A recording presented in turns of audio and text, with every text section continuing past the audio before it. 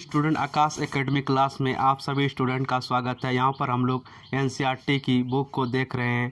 Class 6 अध्याय 10 को देखेंगे। व्यापारी, राजा और तीर्थयात्री, बाजार में घूमती जंगीनी। यहाँ पर थोड़ी सी ग्रामीण एरिया की चर्चा की गई है। जंगीनी अपने गांव में मेले की आस लगाए बैठी थी। स्टील के चमकदार बर्तन, रंग बिरंगी प्लास्टिक की बाल्टियाँ, शौक रंगों से फूलों से प्रिंट वाले कपड़े, चाबी से चलने वाली मज़ेदार खिलौने उसे बहुत अच्छे लगते थे। इन चीज़ों को बेचने वाले दुकानदार बसों ट्रकों पर आते थे। रात को अपना सामान समेटकर वापस चले जाते थे।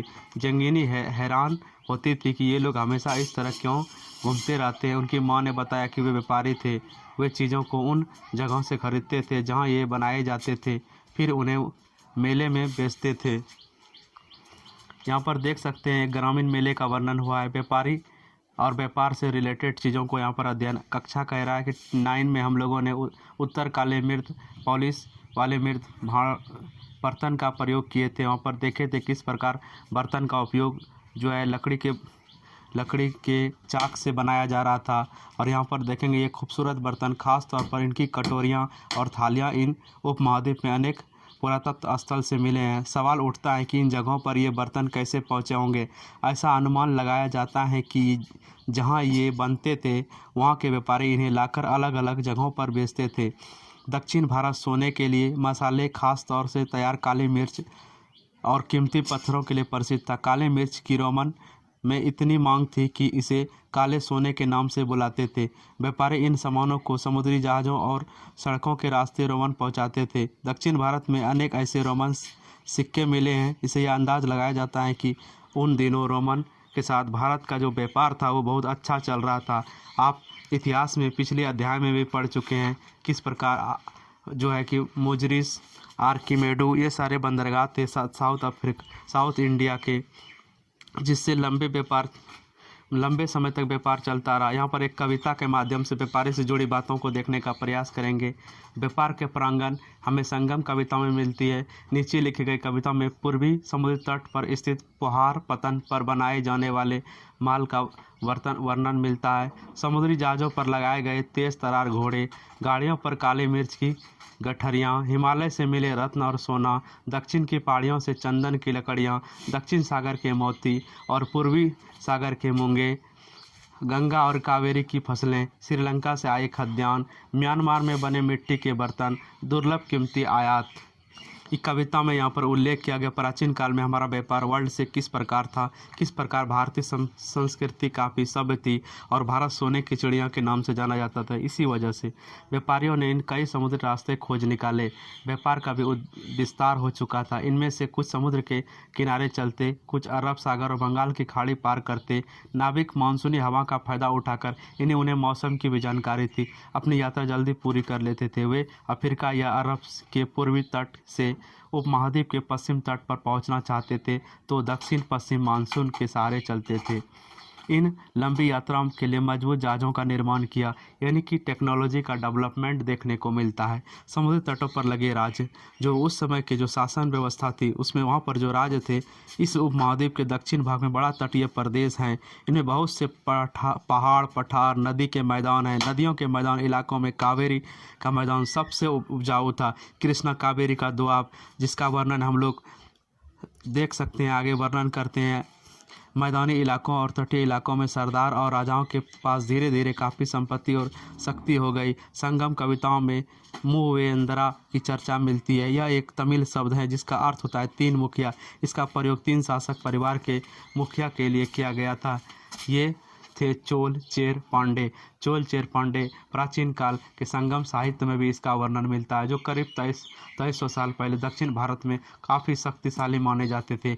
और इसका व्यापार जो मध्य एशिया से भी होता था, पूर्वी एशिया से भी होता था और यहाँ तक कि इसका व्यापार मिस्र से भी होता था। इन तीनों मुखियाओं ने अपने दो सत्ता केंद्र थे। इनमें से एक तटीय हिस्से और दूसरा अंदरूनी हिस्से में था। इसका वर्चस्व समुद्र पर भी था। इस तरह 6 केंद्रों पर में से 2 बहुत महत्वपूर्ण थे। एक चोलों का पतन पोहार जिसे कावेरी पट्टनम के नाम से जानते हैं। दूसरा, पांड्यों का राजधानी मदुरै, जो आज भी सांस्कृतिक राजधानी के रूप में जानी जाती है और मंदिरों के लिए फेमस है। ये मुखिया लोगों से नियमित कर के बजाय उपहारों की मांग करते थे। कभी कभी ये सैनिक अभियानों पर भी निकल पड़ते थे। आसपास के इलाकों में शुल्क वसूली कर लाते थे। इनमें से कुछ धन के वे अपने आसपास रख लेते थे, बाकी अपने समर्थकों, नाते रिश्तेदारों, सिपाहियों और कवियों में भी बांट देते थे। अनेक संगम कविताओं ने उन मुखियाओं की प्रशंसा में कविताएं लिखी जो उन्हें कीमती जवाहरात, सोने, घोड़े, हाथी, रथ, सुंदर कपड़े दिए करते थे। इनमें लगभग 200 वर्षों के बाद पश्चिम भारत, यहाँ पर मानचित्र में भी देखेंगे आगे, सातवाहन नाम का राजवंश का प्रभाव बढ़ गया। सातवाहनों का सबसे प्रमुख राजा गौतमी पुत्र श्री सतकर्णी था। उसके बारे में हमने उसकी माँ गौतमी बल्लभ श्री द्वारा दान किए गए अभिलेख का भी चर्चा कर चुके हैं, और वह अन्य सभी सातवाहन शासक दक्षिण पथ के स्वामी कहे जाते हैं। दक्षिण पथ का शाब्दिक अर्थ होता है दक्षिण की ओर जाने वाला रास्ता। पूरे दक्षिण क्षेत्र के लिए भी यही नाम प्रचलित था। श्री सतकर्णी ने पूर्वी, पश्चिम और दक्षिण तटों पर अपनी सेनाएं भेजी। यहाँ पर एक क्वेश्चन पूछ रही है, क्या तुम बता सकती हो कि श्री सतकर्णी तटों पर नियंत्रण क्यों करना चाहते थे? आइए थोड़ी रेशम मार्ग की चर्चा कर लेते हैं, जो कि प्राचीन काल में काफ़ी इम्पोर्टेंट मार्ग था। कीमती चमकीले रंग और चिकनी मुलायम बनावट की वजह से रेशमी कपड़े अधिकांश समाज में बहुमूल्य माने जाते हैं। रेशमी कपड़े तैयार करना एक जटिल प्रक्रिया है। रेशम के कीड़े से कच्चा रेशम निकालकर सूती कताई होती थी और फिर उसे कपड़े बुना जाता था। रेशम बनाने की कला जो है वो कुषाण काल में ज़्यादा डेवलप हुई थी। आइए उस तकनीक को देखते हैं किस प्रकार चीन ने रेशम का आविष्कार किया था, रेशम बनाने की कला सीखी थी। कहते हैं कि 7000 वर्ष पहले ये हो चुका था, यानी इस तकनीक का विकास 7000 पहले हो चुका था, जबकि हज़ारों साल तक बाकी दुनिया ने इसे छुपाए रखा। यानी चीन की चालबाजी यहाँ पर भी दिखाई देती है। पर चीन ने पैदल, घोड़े और ऊँट के कुछ दूर लोग जगह पर जाते थे, अपने साथ रेशमी कपड़े भी ले जाते थे। जिस रास्ते से ये लोग यात्रा करते थे वह रेशम मार्ग, सिल्क रूट के निशान आज भी देखे जा सकते हैं। कभी कभी चीन के शासक ईरान और पश्चिम एशिया के शासकों को उपहार के तौर पर रेशमी कपड़े बेचते थे। यहाँ से रेशम के बारे में जानकारी और भी पश्चिम में फैल गई। करीब 2000 साल पहले रेशम के शासकों और धनी लोगों के बीच रेशमी कपड़े पहनना एक फैशन बन गया। इसकी कीमत बहुत ज़्यादा होती थी, ये आम लोगों के बस की बात नहीं थी, एक फैशन बन गया। ठीक है, यहाँ पर देख सकते हैं, क्योंकि चीन के से लाना इसे दुर्गम पहाड़ी रेगिस्तानों से जाना पड़ता था। यानी ये जो दुर्गम मार्ग थे इनसे होकर व्यापार होती थी। यही नहीं, रास्ते के पास लोग व्यापारी का शुल्क भी मांगते थे। उस समय जो थे छोटे छोटे राजा होते थे, उन राज्यों से जब व्यापार किया जाता था, पार होते थे तो उस पर टैक्स भरना पड़ता, जिस तरह आज भी टोल टैक्स लगते हैं। इसके सिल्क रूट और इसकी शाखाओं में दिखाया गया। कुछ शासक इसके बड़े बड़े हिस्सों पर अपना नियंत्रण करना चाहते थे, क्योंकि इन रास्तों पर यात्रा कर रहे व्यापारी उन्हें कर, शुल्क, तोहफे के जरिए लाभ मिलता था।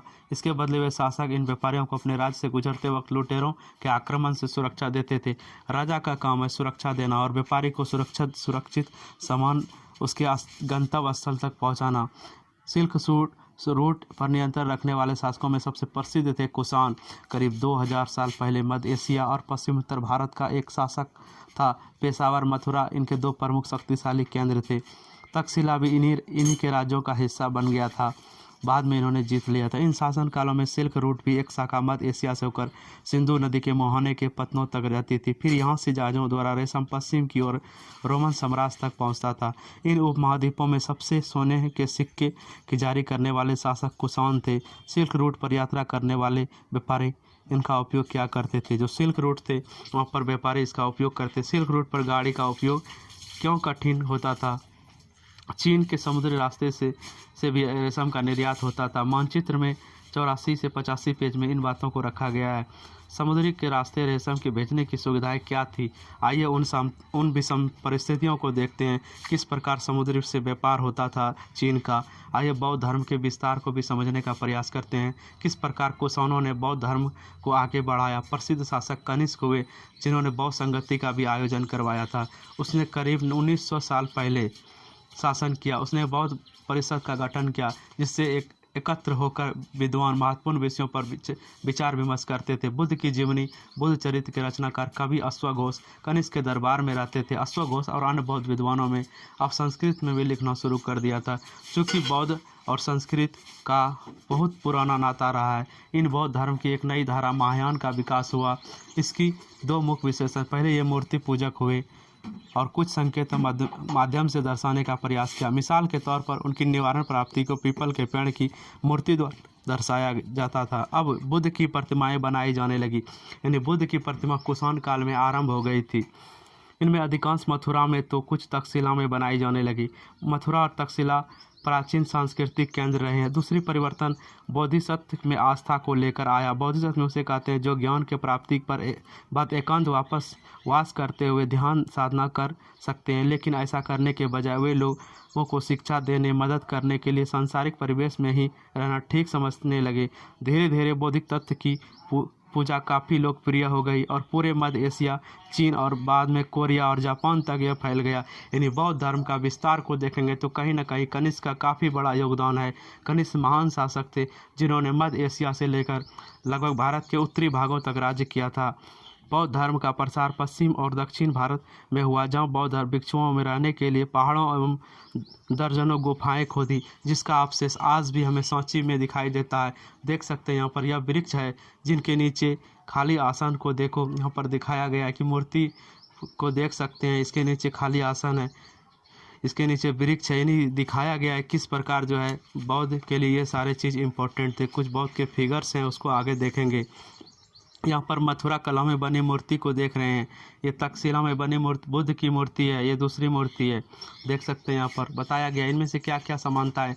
What is the same, what is different, मतलब क्या विषमता है, क्या समानता है। पहली समानता आप देख सकते हैं, ये मूर्ति खड़ी है, ये बैठी हुई मुद्रा में है। इनमें ये आप जो है कि नितिन संगानिया के बुक में भी इसको देखेंगे जब आगे क्लास में हम लोग जाएंगे। पहले हम लोग यहाँ इसको अभी डिटेल से समझने के बजाय यहाँ पर कुछ इंपॉर्टेंट फैक्ट दिए गए, उन्हें जानने का प्रयास करते हैं। इनमें से कुछ गुफाएं राजा रानियों के आदेश पर बनाई गई तो कुछ व्यापारियों एवं कृषकों द्वारा। इनमें से ज़्यादातर गुफाएं पश्चिम घाट के दर्रों के पास बनाई गई थी। दक्कन के शहरों और तटों के समृद्ध बंदरगाहों और इनमें जोड़ने वाली सड़कें भी इन्हीं दर्रों से होकर गुजरती थी। ऐसा लगता है कि यात्रा करने वाले व्यापारी इन गुफाओं वाले मठों में विश्राम के लिए रुकते थे। बौद्ध धर्म दक्षिण पूर्व और श्रीलंका, म्यांमार, थाईलैंड, इंडोनेशिया सहित दक्षिण पूर्व एशिया के अन्य भागों में फैला। इस प्रकार देख सकते हैं जब व्यापार होता है तो साथ साथ धर्म भी जाता है। जिस प्रकार अंग्रेजी का विस्तार अंग्रेज़ों के आने पर भारत में बहुत ज़्यादा हुआ, उससे पहले जब यहाँ पर मुग़ल आए तो फारसी का विस्तार देखे थे। आगे देखते हैं स्टूडेंट, काफ़ी इंपॉर्टेंट बुक है, एनसीईआरटी क्लास 6 का हम लोग अध्ययन कर रहे हैं। थेरावाद नाम का बौद्ध धर्म का आरंभिक रूप इन चीन क्षेत्रों में कहीं अधिक प्रचलित था। यहाँ पर देख सकते हैं कारले की गुफा महाराष्ट्र में दिखाई जा रही है, काफ़ी इंपॉर्टेंट गुफा है, आज भी इसके अवशेषों को हम लोग देख सकते हैं। तीर्थयात्री की जिज्ञासा, जब जो तीर्थयात्री आए भारत, आदिकाल से ही भारत की यात्रा होती रही है। हेरोडोटस की भी चर्चा हम लोग किए थे कि प्रथम शताब्दी के से भी पहले वो आए हुए थे। व्यापारिक काफिले में और जहाज़ों के दूर जाया करते थे। बहुत से तीर्थयात्री भी उनके साथ यात्रा पर निकल पड़ते थे। यानी कि जो व्यापारी आते थे उनके साथ तीर्थयात्री भी आते थे जो घूमना पसंद करते थे। वे स्त्री पुरुष होते जो प्रार्थना के लिए पवित्र स्थानों पर यात्रा करते थे। इस तरह भारत की यात्रा पर आया चीनी बौद्ध तीर्थयात्री फा सियान काफ़ी प्रसिद्ध, वह करीब 1600 ईस्वी पहले आया था। वैन सांग 1400 ईस्वी पहले भारत आया था। करीब 50 साल तक इतिसांग भी आया। यानी कि बौद्ध धर्म से रिलेटेड इन्होंने संग्रह किया और अपने देश में बौद्ध धर्म के विस्तार में काफ़ी योगदान दिया, जिसकी ग्रंथ आज भी प्रमाणिक तौर पर बौद्ध के बारे में जानने में भारत में भी मदद करता है। इनमें से प्रत्येक तीर्थयात्री ने अपनी यात्रा का वर्णन लिखा। उन्होंने अपनी यात्रा के दौरान आई मुश्किलों के बारे में भी लिखा। इन यात्राओं में कई वर्ष लग जाया करते थे। जिन देशों और मठों को उन्होंने देखा उनके बारे में उन्होंने लिखा। उन्हें किताबों के बारे में भी उन्होंने लिखा जिन्हें वे साथ लाए थे। यानी यहाँ से जो ग्रंथ ले गए, जो वर्णन किए, जो यात्रा के दौरान संकट आए, किस प्रकार उसके यहाँ के स्थानीय लोगों और राजाओं सैनिकों ने मदद की, उसे भी उन्होंने रखने का प्रयास किया है। यहाँ पर देख सकते हैं एक इम्पॉर्टेंट बॉक्स दिया हुआ है, फा सियान चीन वापस कैसे लौटा। यात्रा में जो कठिनाई है उसके बारे में बात करेंगे। फा सियान फसियान ने अपनी एक चीनी वापस लौटने के लिए अपनी यात्रा बंगाल से शुरू की। वह व्यापारी के एक जहाज पर चढ़ा। मुश्किल से वह 2 दिन ही चल पाए थे कि एक समुद्री तूफान में फंस गया। व्यापारी अपने जहाज को डूबने से बचाने के लिए उनमें से अपने माल को जहाज से हल्का करने की कोशिश करने लगे। फसियान ने अपनी सामान को तो फेंक दिया, पर उन पांडुलिपियों और बुद्ध की मूर्तियों को नहीं फेंका जिन्हें उन्होंने अपनी यात्रा के दौरान संकलित की थी। अतः 13 दिनों के बाद आंधी रुकी। उसने समुद्र का वर्णन इस प्रकार किया। समुद्र असीम है, समुद्र की जो सीमाएं हैं वो असीम है। देख सकते हैं आप यहाँ सूर्य, चांद, तारों की गति देखे बिना यह पता लगाना असंभव है कि पूर्व किधर है, पश्चिम की दिशा में है। अगर बरसात और अंधेरा हो तो जहाज को हवा के रुख में मिले जाना अलावा कोई चारा नहीं बचता। यानी इस बीच समुद्र में अगर फंस गए हैं तो हवा का मोमेंट जिधर होता था नावें उधर ही जाना पड़ता था। जवाब पहुंचने में उसे 90 दिनों से भी ज़्यादा वक्त लग गया। बताइए कितना संघर्षपूर्ण उसका यात्रियों का जीवन था, जिन्होंने इतिहास में अपना योगदान दिया। इतिहास वही बनाते हैं जो सबसे अलग हटकर करते हैं।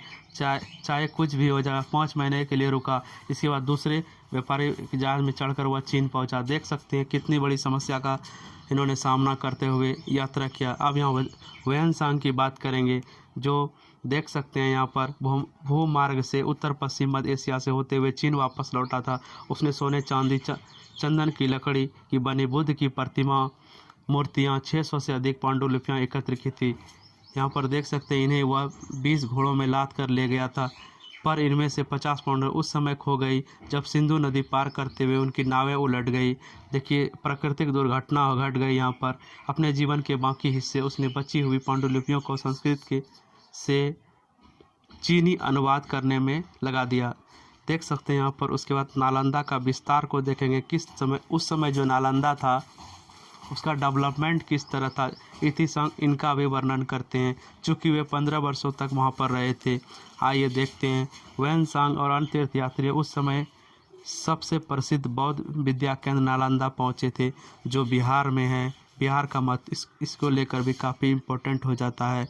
नालंदा के बारे में इस प्रकार वे लिखते हैं, यहाँ के शिक्षक युग और बुद्धिमान में सबसे आगे हैं। बुद्ध के उपदेश पर पूरी तरह ईमानदारी से पालन करते हैं। मठ के नियम में काफ़ी सख्त थी, जिन्हें सबको मानना पड़ता था। पूरे दिन वाद विवाद ही चलते रहता था, जिससे युवा और वृद्ध दोनों एक दूसरे की मदद करते थे। विभिन्न शहरों में विद्वान लोग अपनी आकांक्षाएं दूर करने यहाँ आते थे। नए आगंतुकों से पहले द्वारपाल ही कठिन प्रश्न पूछते थे। उनके अंदर जाने की अनुमति तभी मिलती जब वे द्वारपाल को सही उत्तर दे पाते। 10 में से 7-8 उत्तर नहीं दे पाते तो उन्हें अंदर प्रवेश नहीं मिलता था। देखिए कितना इम्पोर्टेंट होता था। आज हम लोग एग्ज़ाम देने जाते हैं तो अंदर में बैठ के एग्ज़ाम देते हैं, कोई गार्ड हमसे प्रश्न नहीं पूछता है। देखिए प्राचीन काल की संस्कृति में किस तरह का वाद था कि द्वारपाल ही प्रश्न पूछते थे। आइए देखते हैं भक्ति की शुरुआत किस प्रकार हुई, किस प्रकार भारत में भक्ति का विस्तार हुआ, किस प्रकार देवी पूजा की जो विस्तार हुआ। खास करके कुषाण काल में जब बुद्ध की मूर्ति बनी तो उसे पूजा जाने लगा। देखते हैं आगे। स्टूडेंट बने रहें, यह बुक आपके लिए काफ़ी इम्पोर्टेंट है। इन दिनों देवी देवताओं की पूजा का चलन भी शुरू हुआ। बाद में हिंदू धर्म की यह प्रमुख पहचान बन गई। इनमें शिव थे, विष्णु थे, दुर्गा जैसी देवी देवताओं की बातें होने लगी, जो शक्तिशाली थी, परम शक्ति थी। इन देवी देवताओं की पूजा भक्ति परंपरा के माध्यम से की जाती थी। भक्ति उस समय काफ़ी लोकप्रिय परंपरा बन गई। किसी देवी देवताओं के प्रति श्रद्धा को ही भक्ति कहा जाता है। भक्ति का पथ सबके लिए खुला है, चाहे वह धनी हो या गरीब हो, ऊंची हो जाति से हो या नीची जाति से, स्त्री हो या पुरुष, कोई डिफरेंट नहीं होगा उसमें। भक्ति मार्ग की चर्चा हिंदुओं के पवित्र ग्रंथ भगवत गीता में भी की गई है। भगवत गीता देख सकते हैं आप यहाँ, इसका एक हिस्सा है। इनमें से भगवान कृष्ण अपने भक्त और मित्र अर्जुन को सभी धर्मों की छोड़कर उनकी शरण में आने का उपदेश देते हैं, क्योंकि केवल कृष्ण ही अर्जुन की सारी बुराइयों से मुक्ति दिला सकते हैं। पूजा का यह रूप धीरे धीरे देश के विभिन्न भागों में फैलने लगा। आज तो विदेश विदेशों में ये बातें फैल गई है और काफ़ी लोकप्रिय हो गई है। भक्ति अपनाने वाले लोग आडंबर के साथ साथ पूजा पाठ के बजाय ईश्वर के प्रति लगन और विश्वास की पूजा पर जोर देते हैं। देख सकते हैं यहाँ पर एक फिगर बना हुआ है। भक्ति अपनाने वालों का यह मानना है कि अगर अपने आराध्य देवी देवताओं की सच्चे मन से पूजा की जाए तो वह उसी रूप में दर्शन देंगे जिससे भक्त उन्हें देखना चाहता है। इसलिए आराध्य देवी या देवताओं मानव के रूप में भी हो गया, यानी धीरे धीरे भगवान का मानवीकरण हो गया। देख सकते हैं भगवान को शिव के रूप में, सिंह के रूप में, पेड़ या अन्य किसी के रूप में भी पूजा जाने लगा, क्योंकि प्रकृति का महत्व लोग समझ चुके थे। आज भी हम इसकी परंपरा को जीवित देखते हैं। इस विचार को लोग समाज की स्वीकृति मिलती गई। कलांतर देवी देवताओं की एक से एक बढ़कर खूबसूरत मूर्तियां बनी। कलाकार, शिल्पकार, उन्होंने इसमें बहुत ज़्यादा योगदान दिया। यहाँ पर देख सकते हैं, थोड़ी सी भक्ति की चर्चा करेंगे। यहाँ पर भक्ति क्या होता है वाजिब में, जिसका अर्थ विभाजन करना होता है, हिस्सेदारी होता है। इसका अर्थ यह है कि भक्ति भगवान और भक्त के बीच एक परंपरा का अंतरंग संबंध है। भक्ति भागवत या भगवान के प्रति झुकाव है। भागवत का अर्थ होता है कि अपने ऐश्वर्य एवं सुख को भक्तों के साथ साथ बांटना, यानी भक्त और भगवान अपने देवी देवताओं के हिस्से होते हैं। यहाँ पर स्टूडेंट, ये क्लास 6 की NCERT चल रही है। काफ़ी इम्पोर्टेंट बुक है, किसी भी एग्ज़ाम के लिए बेसिक बुक है। एक भक्त द्वारा लिखी गई बातों को देखेंगे कविता के माध्यम से। अधिकांश भक्ति साहित्य हमें यह बताती हैं कि धन, ऐश्वर्य या ऊंचे पद के जरिए कभी ईश्वर या आत्मीयता नहीं बन सकती। करीब 1400 साल पहले शिव भक्त अप्पार द्वारा तमिल में लिखी गई एक कविता की रचना को देखेंगे। नष्ट होंगे अंगों वाला कुष्ठ रोगी, ब्राह्मणों की नज़र में निचली जाति का व्यक्ति, कूड़ा करकट बटोर कर अपनी जीविका चलाने वाला इंसान, अगर ये लोग भी गंगा को अपनी जटाओं में छिपा लेने वाले शिव के दास बन जाए तो मैं उसकी आराधना करूंगा, क्योंकि वे मेरे ईश्वर के समान है। कभी सामाजिक प्रतिष्ठा और भक्ति में किसको ज़्यादा महत्व देते हैं, इसकी चर्चा करेंगे। देख सकते हैं यहाँ पर आप स्टूडेंट, काफ़ी इम्पोर्टेंट बुक है NCERT की। देवी देवताओं का विशेष सम्मान होता है, इसलिए विशेष जगहों पर ही उसकी पूजा मूर्तियाँ रखी जाती थी और पूजा पाठ होते थे, जिन्हें आज हम लोग मंदिर के नाम से जानते हैं। भक्ति परंपरा ने चित्रकला, शिल्पकला, स्थापत्य में भी बहुत ज़्यादा प्रेरणा दिया और आज भी हमें रामायण के चित्र कई मंदिरों पर दिखाई देते हैं। यहाँ पर हिंदू शब्द का कुछ विस्तार को देखेंगे, किस प्रकार हिंदू शब्द जो आज हम लोग प्रचलित हैं, सनातन धर्म की संस्कृति से कैसे हिंदू शब्द जुड़ा हुआ है, उसे देखने का पर हिंदू शब्द इंडिया की तरह सिंधु या इंडस से निकला है। यह शब्द अरबों और ईरानियों द्वारा उन लोगों के लिए प्रयोग किया जाता था जो सिंधु नदी के पूर्व में रहते थे। यही शब्द उसे धार्मिक विश्वास और सांस्कृतिक परंपराओं के लिए प्रयुक्त हो गया। धीरे धीरे परिवर्तन होता है और वह परिवर्तन आज हमें दिखाई देता है। आज भी समाज में हमें बहुत सारी प्राचीन परंपराओं के बारे में दिखाई देता है। यहाँ पर करीब 200 साल पहले पश्चिम एशिया में ईसाई धर्म का जो उदय हुआ है, उसके विस्तार को जानने का प्रयास करेंगे। ईसा मसीह के जन्म बेथलेहम में हुआ था। उस समय रोमन साम्राज्य का हिस्सा था। ईसा मसीह ने स्वयं को इस संसार का उद्धारक बताया। उन्होंने दूसरों को प्यार देने, उनकी तरह दूसरों को विश्वास करने का उपदेश दिया, जिस तरह हर व्यक्ति दूसरों से प्यार विश्वास की उम्मीद करता है। बाइबिल में ईसा मसीह ने उपदेश की बातें लिखी। मैं यहाँ एक अंश दिया हुआ है, उसे देखने का धन्य है वे लोग जो धर्म और न्याय के लिए भूखे प्यासे रहते हैं। बोल रहे हैं ईसा मसीह साहब कि धन्य है वे लोग जो धर्म और न्याय के लिए भूखे प्यासे रहते हैं, उनकी कामनाएं पूरी होगी। जो दयालु हैं वे धन्य है, क्योंकि उनमें दया मिलेगी। धन्य है वे जो दिल से पवित्र हैं, क्योंकि वे ईश्वर के दर्शन कर सकेंगे। धन्य है वे जो शांति स्थापित करते हैं। आज भी रूस और यूक्रेन को इसी की ज़रूरत है। इन प्राचीन बातों और श्लोकों को उन्हें जानने की ज़रूरत है, तभी युद्ध रुकेगा और यह युद्ध विश्व युद्ध में तब्दील होने वाला है। इसीलिए पूरे अगर दुनिया में शांति चाहिए तो आज भी ईसा मसीह द्वारा कही गई बातों को ध्यान में रखना होगा। देख सकते हैं वही ईश्वर की संतान कहलाएंगे।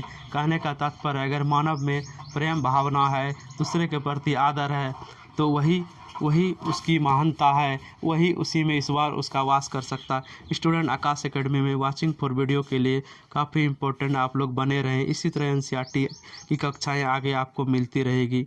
Thank you student.